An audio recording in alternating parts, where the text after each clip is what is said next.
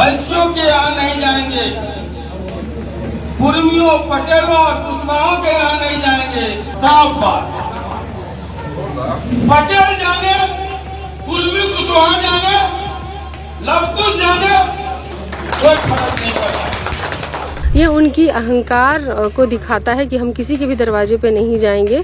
मुझे कहीं ना कहीं से लगता है कि ये उनका अहम है, अहंकार है। इनकी मानसिकता ये बताती है कि कल को ज़रूरत पड़ने पर वो अपने नेता के पास जाएंगे तो नेता कहेगा कि भाई तुमने हमको थोड़ी वोट दिया है, तुमने फलां को दिया है तो तुम फलां से समझो। ईगो दिखा करके आप किसी का वोट नहीं ले सकते हैं कि ये तो मुझे लगता है कि वो समाज जिन पर उन्होंने ये बात कहा है वो बेहतर इस चीज़ को समझ सकते हैं। ये तो उनके वोटर हैं और किसी भी हालात में उनको वोट करेंगे ही करेंगे। राजस्थान में लालू प्रसाद यादव से आशीर्वाद लेकर के निकली है रितु जायसवाल। घोषणा पहले नाम की हुई थी, अभी सिंबल मिल गया है। हालात कैसे हैं शिवहर के?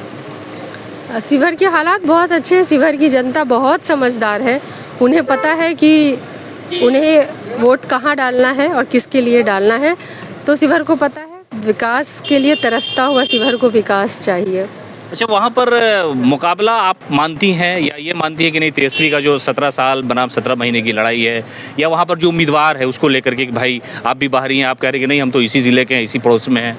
नहीं, सीतामढ़ी और शिवहर अभी जाकर के बेशक 2 जिले हुए हैं, अदरवाइज पहले सीतामढ़ी का ही पार्ट शिवहर हुआ करता था।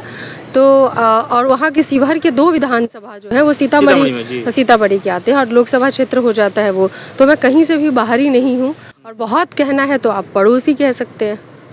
अभी वहाँ घूम रही थी आप, हालात आपके फेवर में हैं, अच्छे हैं? निश्चित तौर पे वो तो मुझे लगता है कि मुझसे पूछने के बजाय आपको वहाँ की जनता से पूछना चाहिए कि हालात किनके फेवर में है। तो आपके खिलाफ जो उम्मीदवार है लवली आनंद, उनके पति ने आज एक बयान दिया, वो वायरल हो गया कि भाई हमको वैश्य समाज का, कुर्मी समाज का और कुशवाहा समाज के दरवाजे पर भी हम नहीं जाएंगे वोट मांगने के लिए।